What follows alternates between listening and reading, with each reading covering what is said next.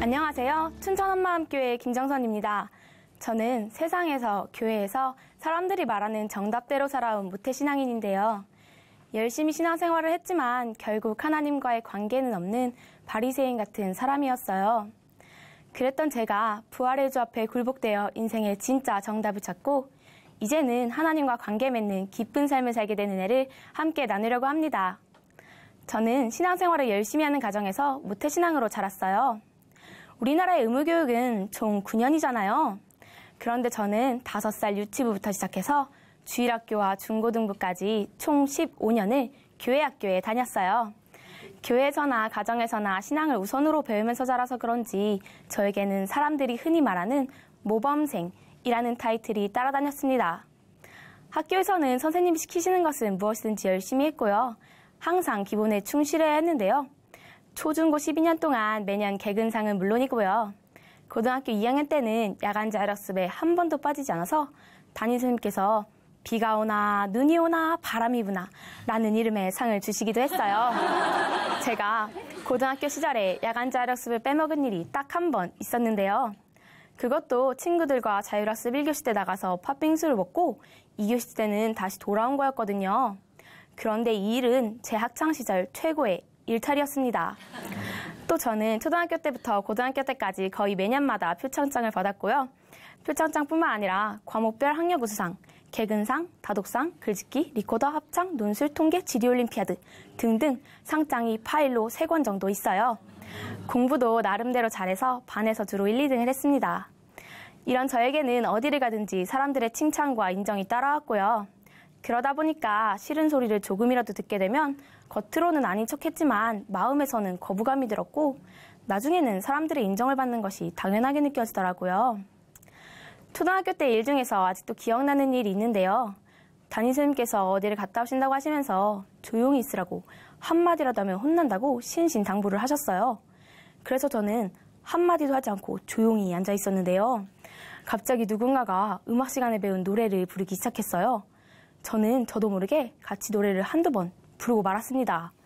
교실 분위기는 평소보다 조용하긴 했지만 아이들은 어느새 그렇게 떠들고 있었어요. 그러다가 선생님께서 올라오셨는데요. 진짜 그러실 줄은 몰랐는데 한마디라도 했던 사람 다 나오라고 하시는 거예요. 반 아이들은 전체가 침묵이었어요. 그런데 그냥 시끄럽게 떠든 사람 나오라고 하셨으면 안 나갔을 텐데 저는 한마디라도 했던 사람이었기 때문에 나가지 않을 수가 없었어요. 저는 결국 1시간 내내 벌을 받아야만 했습니다. 그때 그중에 가장 시끄러웠던 아이가 뻔뻔하게 저를 보면서 비웃는데 뭐 저런 애가 다 있나 정말 화가 치밀어 올랐어요. 아니 왜 저런 애는 저렇게 멀쩡하게 앉아있고 난 벌을 받아야 하는지 도대체 이해가 안 되고 정말 억울하더라고요. 시키는 것은 그대로 하고 뭐든지 정석대로 행동하려는 저의 모습은 교회에서도 마찬가지였어요. 교회에서라는 것은 무엇이든지 열심히 했고 다른 사람들의 인정을 받는 신앙생활을 했습니다. 교회 학교에 15년 동안이나 다니면서도 예배를 빠졌던 기억은 거의 없고요. 주일학교에서 암송대회가 있으면 집에서 열심히 암송을 해갔어요. 그래서 수십 구절 되는 암송 구절을 줄줄 외워서 1등을 하기도 했습니다. 이뿐만 아니라 어른들이 드리는 예배에도 전부 참석을 했어요. 스피커 때문에 귀가 터질 것 같은 앞자리에서 예배가 늦게 끝나도 항상 끝까지 앉아 있었어요. 또 중고등부 찬양팀에 들어가서 토요일 밤 늦게까지 연습을 하기도 했고요. 매주 일요일 아침에는 항상 6시부터 일어나서 연습을 하러 교회에 갔어요. 일요일 하루는 아침 7시부터 오후 5시 정도까지 10시간 이상을 거의 교회에서 살다시피 했습니다. 그런데 사실 이런 삶을 사는 이유는 특별한 것이 없었어요. 하나님을 기쁘시게 하기 위해서라기보다는 그냥 저에게는 이렇게 사는 것이 너무나 자연스러운 삶이었고 이렇게 살지 않는 것이 비정상적인 삶인 것 같았거든요. 고등학교 1학년 말부터는 교회 언니와 친구와 함께 학교에서 작은 교회 예배를 드리기 시작했는데요. 처음에는 우리끼리 시작한 예배였는데 어느새 15명 정도가 모여서 예배를 드리기도 했어요. 보충 수업까지 끝나면 바로 예배 장소로 뛰어가서 예배를 드리고 저녁밥은 10분 만에 흡입하고 또 바로 다시 자율학습을 하러 뛰어 올라가는 생활은 고3 때도 변함이 없었어요. 또 예배뿐만이 아니라 20분이 주어진 청소 시간에도 청소를 빨리 끝내고 뛰어가서 매일매일 모여서 학교를 위해 기도하는 고등학교 시절을 보냈습니다. 중고등부 부장선생님께서는 항상 우리 학교 작은 교회를 말씀하시면서 학교 복음화의 모델로 제시해 주시기도 했는데요. 그렇게 칭찬해주고 인정해주는 사람이 있으면 겉으로는 별거 아니라고 했지만 속으로는 마음이 뿌듯하더라고요. 이렇게 저는 신앙생활에 많은 것을 투자하면서도 이런저런 생활에 대해 불만을 가져본 적도 힘들다고 생각한 적도 없었어요. 예수님을 믿는 사람에게 이런 삶은 당연한 것이라고 생각했기 때문에 그렇게 애를 쓰지 않아도 이런 삶을 충분히 감당할 수 있었고요. 하나님의 일을 열심히 하면서 사람들의 인정을 받는 그런 제 모습에 만족하면서 살았습니다. 또 교회에서 듣는 말씀에도 마음에 걸림이 되는 것 하나 없이 다 아멘 아멘 했어요. 특별히 마음에 부딪히는 말씀도 없었고요. 말씀에 대해서 별다른 고민도 하지 않았습니다. 그런데 그랬던 제가 대학생이 되어 한마음교회에서 운영하는 기숙사에 살게 되면서 자연스럽게 같이 사는 언니들의 모습을 보게 되었어요. 언니들은 예배가 끝나면 말씀을 서로 나누고 고민하고 의뢰하고 해결받고 하면서 하나님 말씀에 대해 반응을 하더라고요. 분명히 제가 언니들보다 신앙생활을 더 오래 했는데도 언니들의 모습은 저와는 뭔가가 달랐습니다. 어느 순간 나도 말씀을 모르는 건 아닌데 왜 나에게는 저런 감격이 없는 걸까 하는 생각이 들었어요. 그러면서 제 신앙생활을 돌아보게 되었는데요. 말씀에 대한 진지한 고민이 전혀 없고 반복해서 죄를 짓는데 무감각하고 기도 시간에도 거의 혼수 상태로 졸다가 끝나는 등 문제들이 보이기 시작했어요. 그런데 더 큰 문제는 이런 문제점을 가지고도 하나님 앞에 한 번도 의뢰하지 않았다는 것이었어요. 또 저는 사람들이 보기에는 착하고 올바른 사람이었지만 마음 중심을 보시는 하나님께는 아니라는 것이 보이기 시작했어요. 기도 시간에 졸다가 깨면 마음에 찔림이 되긴 했지만 그건 하나님이 아니라 제가 조는 것을 보았을 사람들을 의식한 것이었고요. 새벽 기도 때 계속 졸아서 기도를 하나도 못해도 하루 삶을 사는 데는 아무 문제가 없었어요. 또 저는 올바르게 살지 못하는 사람을 보면서 마음속으로 판단한 적이 많았는데요. 특히 제 동생이 학교에서는 일탈을 하기도 하고 집에서는 저한테 짜증내고 막대하면서 교회에서는 항상 충만한 것처럼 다니는 모습을 보면 정말 짜증이 났어요. 사람들이 저에게 동생 칭찬을 하면 절대 아니라고 인정을 할 수가 없었어요.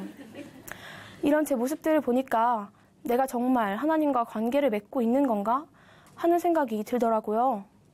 목사님께서는 항상 하나님과 관계 맺는 삶을 살아야 한다고 강조하셨는데요. 생각해보니까 저는 하나님과 나와의 관계를 생각해본 적이 거의 없었고 하나님과 사귐을 갖는다는 것도 너무 추상적인 거예요. 그래서 저는 하나님께 간절한 마음을 달라고 기도하면서 하나님과 관계 맺는 사람이 되고 싶다고 의뢰하기 시작했습니다. 하나님께서는 이런 저에게 제 마음 중심에서 걸림이 되는 문제들을 조금씩 찔러주시기 시작하셨어요. 사람들이 복음이 제 자신에게 기쁜 소식인가를 물어볼 때가 많았는데요.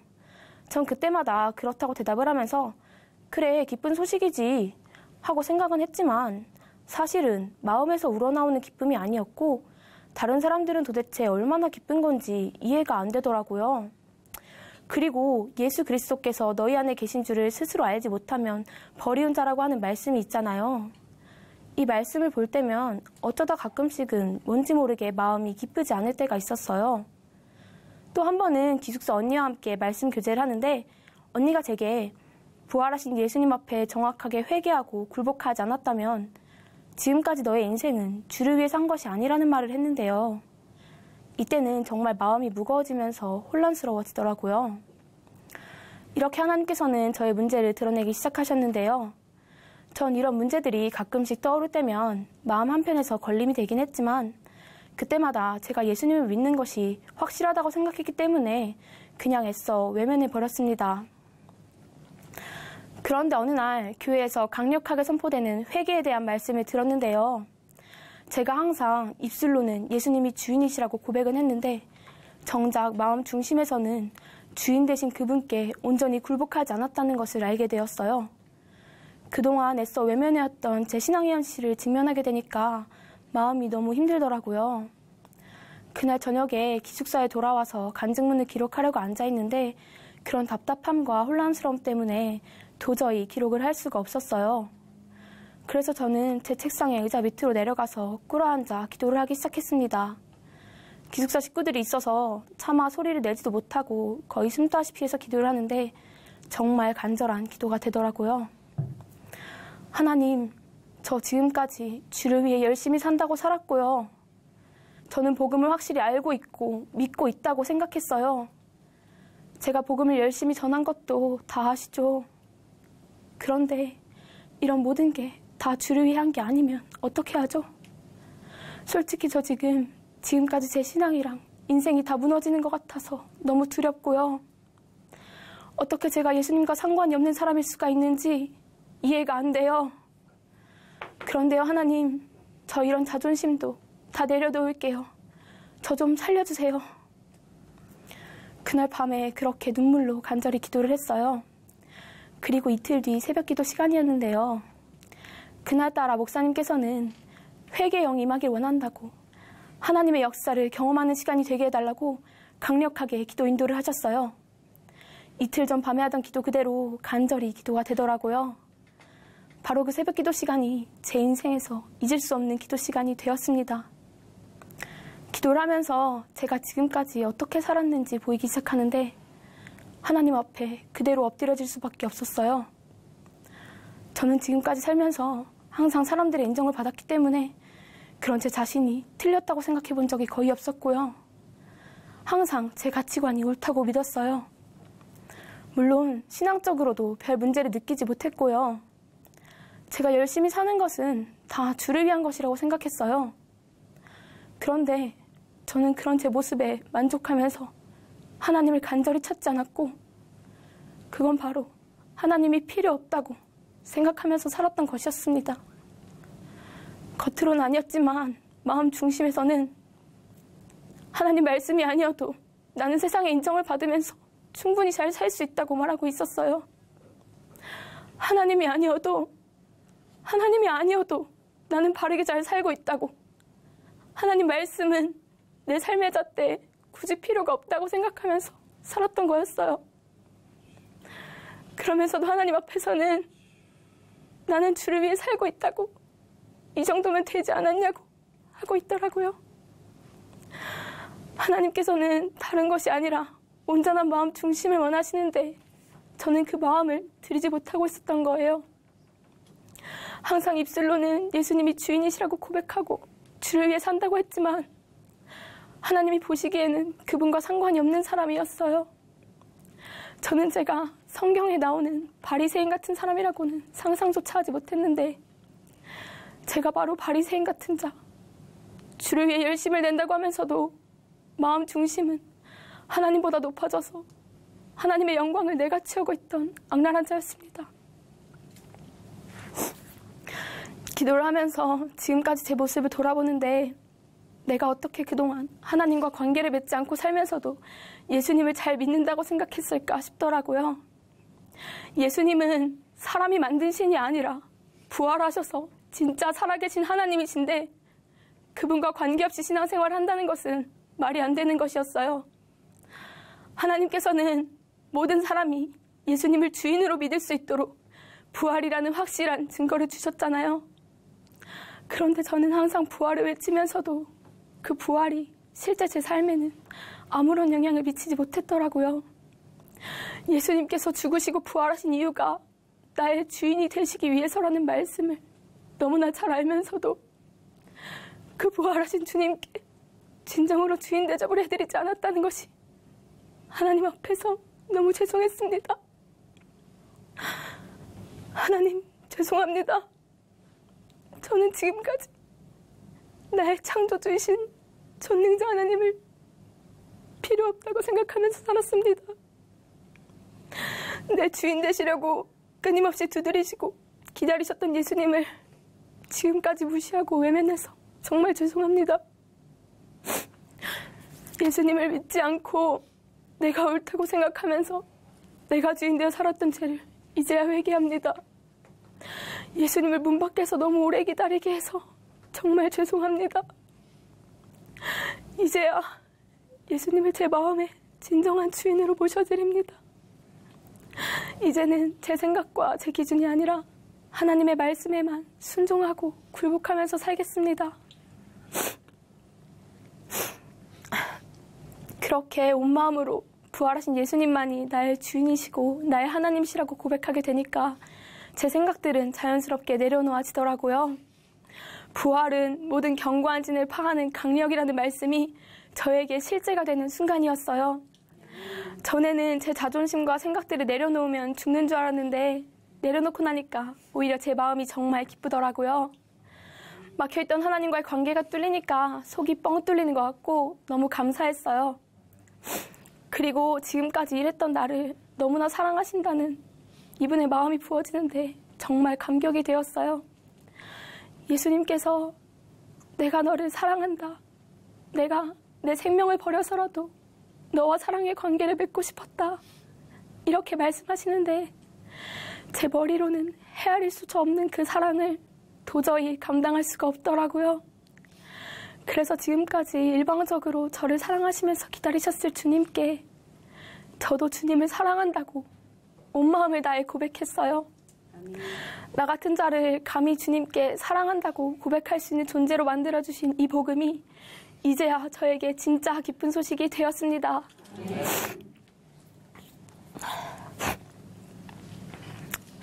이렇게 하나님께서는 하나님과 관계 맺게 해달라는 저의 기도에 응답을 해주셨고 제가 고민했던 문제에 정답을 찾게 해주셨어요. 그리고 제가 마음으로 깨닫게 된 것이 있는데요. 세상에서 아무리 올바르게 살고 정답 인생을 사는 것 같아도 부활하신 예수님께 굴복하지 않은 사람은 인생의 진짜 정답을 찾지 못한 사람이었어요.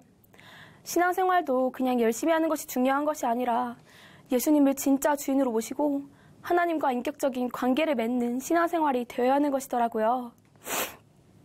사실 저는 예전과 같이 삶과 신앙생활에 최선을 다하면서 정답대로 살려고 하고 있는데요. 이제는 그 정답의 기준이 제 가치관이 아니라 하나님 말씀이 되었어요. 그리고 겉으로 보이는 모습은 비슷하지만 마음의 변화가 생기더라고요. 예전에는 예수님이 내 주인이시라고 고백은 했지만 그 자체로 기쁘고 감사했던 적은 거의 없었거든요. 그런데 요즘은 가만히 앉아있다가도 내 안에 계신 예수님을 생각하면 마음에서 감격이 밀려오기도 하고요.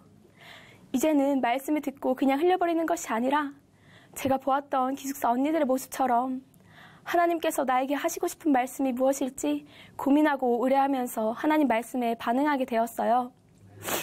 또 예전에는 삶에서 주어진 일을 할 때마다 의무감 때문에 했던 적이 많았거든요. 그런데 이제는 지금 내가 이 일에 최선을 다하는 것이 하나님을 기쁘시게 하는 거라는 생각을 하니까 무엇을 해도 기쁨이 넘치더라고요. 한 영혼을 너무나 사랑하시는 아버지의 마음을 중국인들에게 전해주기 위해서 제가 다니는 중어중문학과에서 열심히 공부하고 있고요. 매주 토요일, 일요일과 방학 때마다 교회 청소를 하는데요. 주님의 몸된 교회 공동체를 위해 일하는 것이니까 작은 일이지만 기쁨 가운데 열심히 청소를 하고 있어요. 그리고 저는 제 모습에 만족하고 살았기 때문에 제가 행복하다고 믿었던 사람인데요. 그냥 말로만 행복한 것이 아니라 진짜 행복을 경험하게 되었어요. 예전엔 항상 졸았던 기도 시간을 통해서 말이에요. 내가 지금 이 자리에서 하나님께 마음껏 의뢰할 수 있는 것 자체가 감사하고 하나님의 은혜와 사랑이 부어지는데 가슴이 벅차고 너무 행복해서 눈물이 멈추지 않더라고요. 그리고 이제는 사람들이 보는 모습을 생각하는 것이 아니라 제가 조금 부족해도 나 자체를 사랑하시는 하나님 앞에 있는 모습 그대로 의뢰할 수 있게 되었어요. 또 예전에 누군가 제게 예수님을 가장 사랑하는 사람이 되고 싶지 않냐고 물어본 적이 있었는데요. 그때는 별 생각이 없어서 대답을 못했었거든요. 그런데 지금은 예수님을 가장 사랑하고 싶고 이분을 정말 기쁘시게 해드리고 싶어요. 저와 깨든지 자든지 항상 함께 살고 싶어 하시는 주님과 동행하면서 매 순간 이분을 기쁘시게 하는 것이 제 소원이 되었습니다. 저는 지금까지 사람들이 보기에 올바른 신앙생활을 하고 정답대로 살면서도 하나님과 상관이 없는 삶을 살았는데요. 제 기준이 아니라 부활하신 예수님을 붙들고 이분의 말씀대로 사는 길이 인생에서 진짜 정답대로 사는 길이라는 것을 알았어요. 그리고 항상 사람들에게 세상에서 원하는 정답을 주장했던 제가 이제는 인생의 진짜 정답을 온 마음을 다해 이야기해주고 있습니다. 예수님이 부활하셨다고, 이분이 진짜 살아계신 하나님이시라고, 이분을 주인으로 믿으면 최고의 축복된 삶을 살 수 있다고 말이에요. 제가 사는 이유는 아직 인생의 정답을 찾지 못한 사람들에게 이렇게 인생의 진짜 정답이신 예수님을 전하는 것입니다. 하나님께서 기뻐하시는 이 일에 제 인생 전부를 드리겠습니다. 감사합니다.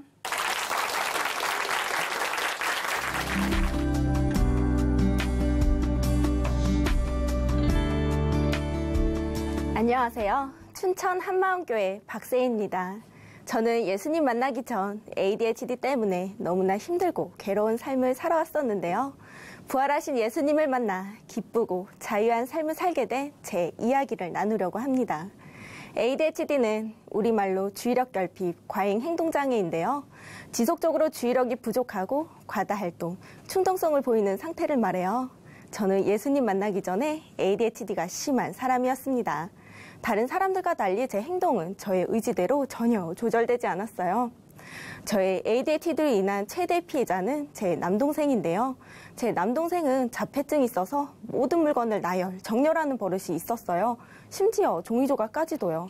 하지만 전 동생의 강박 증세를 볼 때마다 알 수 없는 분노가 솟구쳐 올라와서 동생이 정렬해 놓은 것들을 일부러 흐트러 놓거나 망쳐 놓아야 했어요. 그래야지 답답한 것들이 후련해지면서 제 마음이 뻥 뚫린 것 같았거든요. 그러면 동생은 자신이 정렬해 놓은 것들이 흐트러져 있으면 울고불고 난리를 치면서 물건들을 또 정렬을 해놔요. 저는 답답한 마음에 물건들을 또 흐트려 놓고요. 이런 일이 하루에도 수십 번 반복되니까 저와 동생의 사이는 매우 좋지 않았습니다. 모든 것을 울음으로 표현하는 동생 때문에 저희 집은 조용할 날이 없었고, 동생이 울 때마다 언제나 저에게 돌아오는 것은 엄마의 강 스파이크, 등짝 스매싱이었습니다.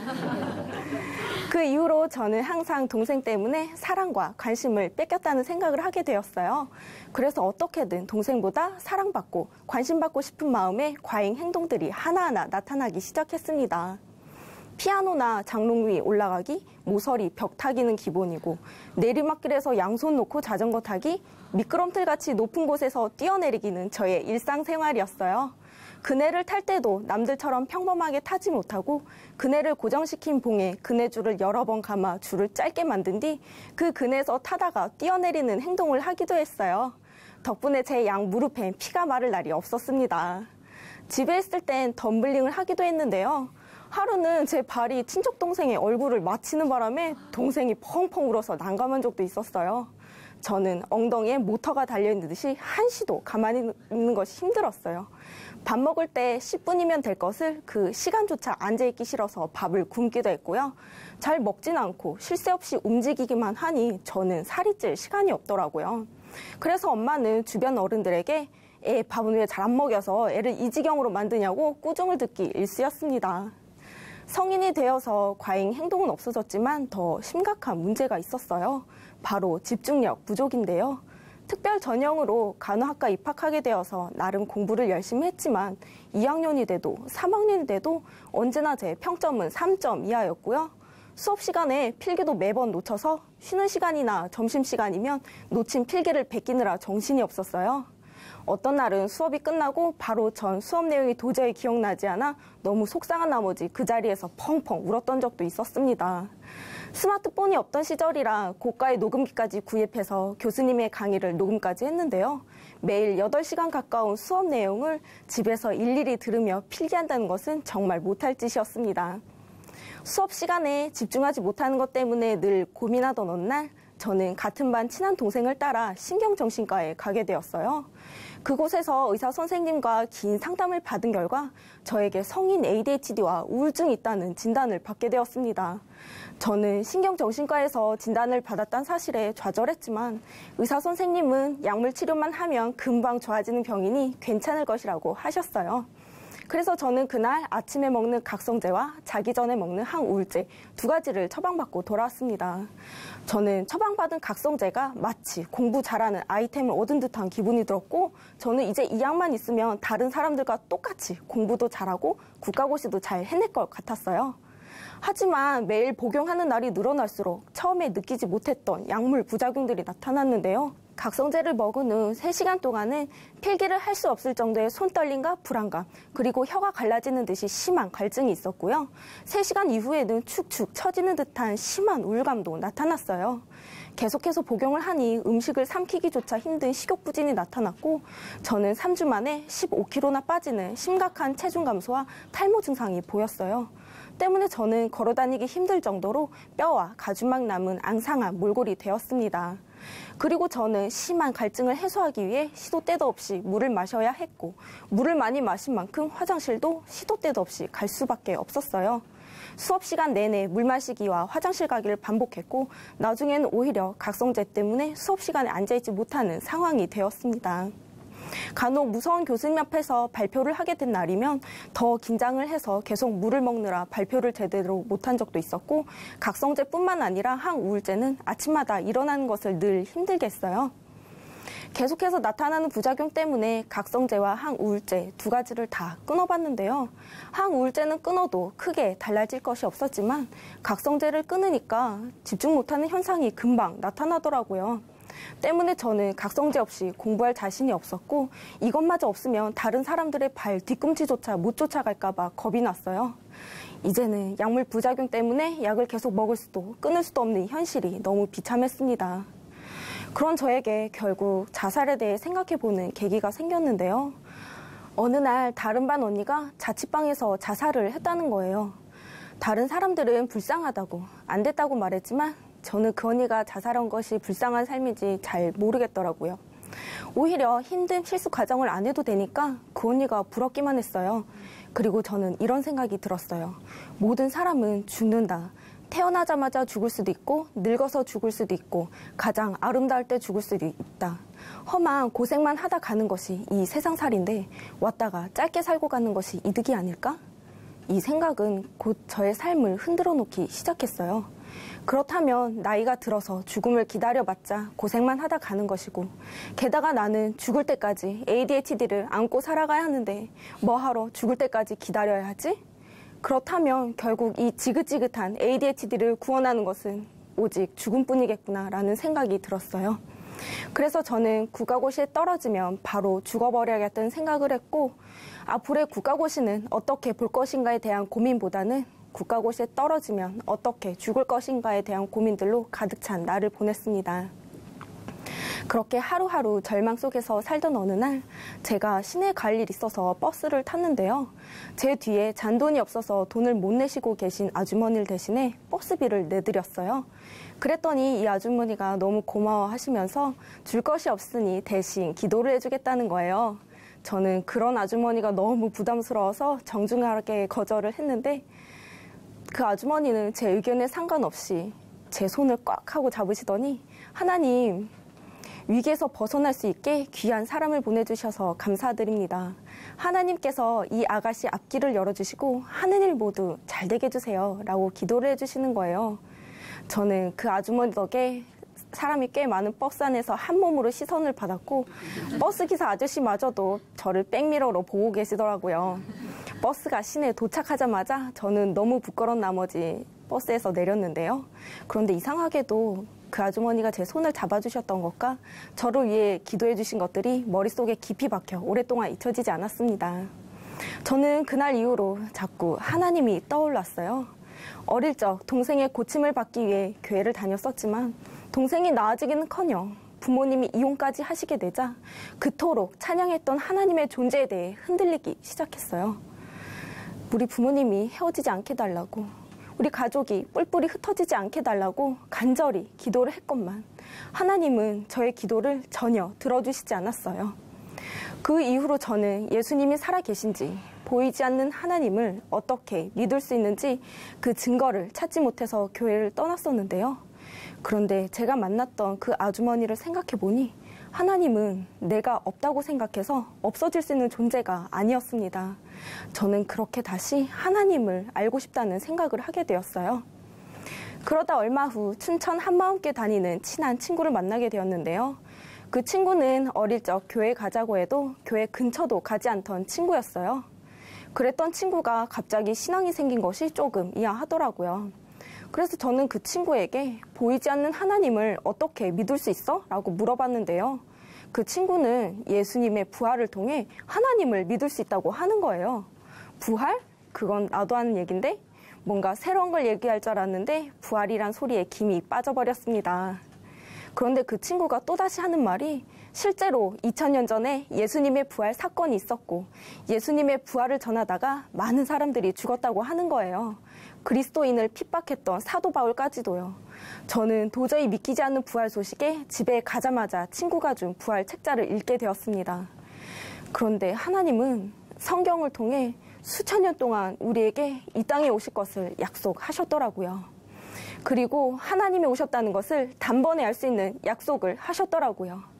하나님만이 지킬 수 있는 약속, 바로 예수님의 부활이었습니다.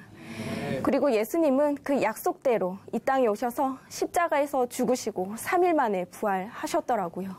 이 세상 그 누구도 흉내낼 수 없는 부활을, 죽음을 이기는 부활을 예수님께서는 실제로 부활하셨더라고요. 저는 예수님이 살아계신지, 보이지 않는 하나님을 어떻게 믿을 수 있는지 그 증거를 찾지 못해서 예수님을 버렸었는데, 하나님께서는 이미 2000년 전에 모든 사람이 믿을 수 있는 증거를 주셨더라고요. 그토록, 어릴 적 그토록 듣던 예수님의 부활이 성경책에만 존재하는 것이 아니라 역사에도 존재한다는 것이 알아지는 순간, 전능자가 이 땅에 오셨다는 것이 알아지는 순간, 저는 몸둘 바를 몰라 그대로 엎드려졌어요. 그리고 부활하신 예수님 앞에 저의 모습이 그대로 비춰지는데, 주여, 나는 죄인입니다. 이 죄인은 죽어 마땅합니다. 저는 송구함에 이 말밖에는 할 수 없었습니다. 그제서야 제가 하나님께 얼마나 큰 죄를 짓고 있었는지 깨달아졌어요.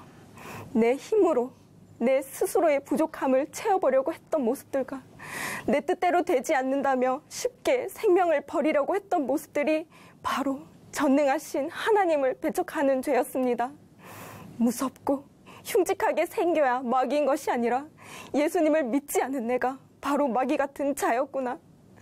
내 마음, 내 중심에 스스로가 주인이었던 내가 바로 마귀 같은 자였구나.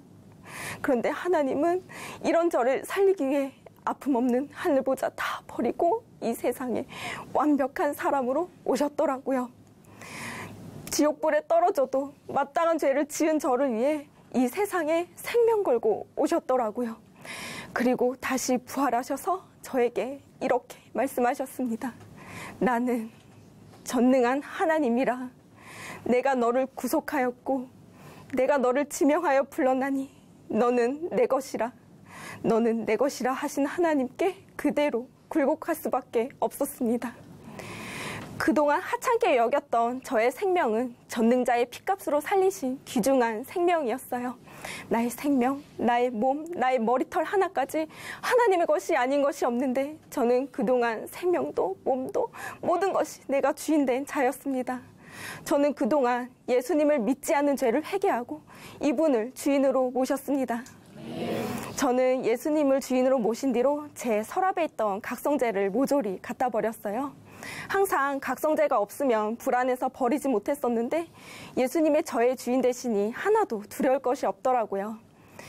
그리고 국가고시에 대한 근심, 걱정 모두 주님께 맡겼습니다. 국가고시에 합격하지 못하더라도 저는 결과에 상관없이 주님의 뜻대로 살겠다고 마음먹었거든요. 그리고 드디어 4년의 공부가 결실을 맺는 날, 하필이면 제 뒤에 앉은 남학생이 너무 초조했는지 다리를 심하게 떠는 거예요. ADHD는 조그만 자극에도 집중이 흐트러지기 쉽기 때문에 아마 예전 같았으면 시험 문제에 전혀 집중하지 못했을 거예요. 하지만 예수님이 저의 주인 되시니 국가고시 시험을 자격증 시험 보듯 아주 마음 편히 볼 수 있었습니다. 그리고 얼마 후 시험 결과가 나왔는데요. 모의고사에서도 단 한 번도 통과하지 못했던 제가 30점이나 널널한 점수로 시험에 합격을 하게 된 거예요. 그때 저를 담당하셨던 교수님도 너무 놀라우셨어요. 사실은 제가 떨어질 줄 아셨다면서요. 지금은 병동 간호사로 일하고 있는데요. 이제는 각성제 없이도 일하는데 전혀 문제가 없어요. 예전 같았으면 집중력이 부족해서 해야 할 일을 제때 하지 못하거나 각성제 때문에 손이 떨려서 환자에게 주사조차 놓지 못했을 거예요. 하지만 예수님이 저의 주인 되시니 각성제 없이도 사람의 생명을 다루는 간호사가 되게 하셨습니다. 그리고 저의 이런 변화된 모습을 본 제 친한 친구는요. 아니, 사람이 어떻게 한순간에 변할 수 있지? 라고 하면서 신기했어요. 그리고 도대체 너를 이렇게 변화시킨 비결이 뭐냐고 물어봤는데요. 저는 부활하신 예수님을 만나 그렇다며 그 친구에게 바로 복음을 전했습니다. 그랬더니 그 친구가 아니 정말 예수님이 살아계시냐고 하면서 기쁘게 복음을 듣고 그 자리에서 영접기도까지 드렸어요. 사실 그 친구는 절에 가서 108배를 할 정도로 절실한 불교 신자였는데요. 예수님을 주인으로 모신 뒤 지금은 주님만 찬양하는 기쁜 삶을 살고 있습니다. 그리고 14년 전 부모님의 이혼으로 헤어진 동생에게도 찾아가서 이렇게 말했어요. 미안해. 누나가 다 잘못했어. 너를 괴롭히기만 하고 잘 해주지 못했던 거 다 용서해줘. 그런데 있지? 예수님이 부활하셨어. 그런데 정말 신기하게도 한순간도 눈을 마주치지 못하던 동생이 예수님의 부활 소식에 한 번도 눈을 떼지 않고 복음을 다 들어주었어요. 그리고 함께 영접기도까지 드렸습니다. 정말 예수님의 부활은 모든 사람이 믿을 수 있는 증거였어요. 그날도 여전히 동생은 강박 증세가 있었지만 저는 화가 나거나 짜증나지가 않았어요. 예전 같았으면 제 기준에 맞추지 않는 동생에게 화내고 소리 질렀겠지만 예수님의 사랑으로 품으니 한없이 사랑스럽더라고요.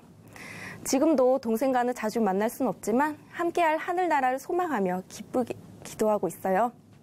저는 지금까지 저의 생명이 저의 것인 줄 알았던 사람이었어요. 하지만 지금은 저의 생명이, 저의 몸이 어느 분의 것인지 분명히 알고 있어요. 저의 심장이 뛰는 이유는, 제가 숨을 쉬고 있는 이유는, 아침마다 눈을 뜰 수 있는 이유는 모두 하나님의 계획 아래 있기 때문입니다. 저는 하나님이 허락하신 이 생명, 제가 살아있는 이 시간들 모두 주님의 사명을 다하는 부활의 증인으로 살겠습니다. 예수님은 저의 주인이십니다. 감사합니다.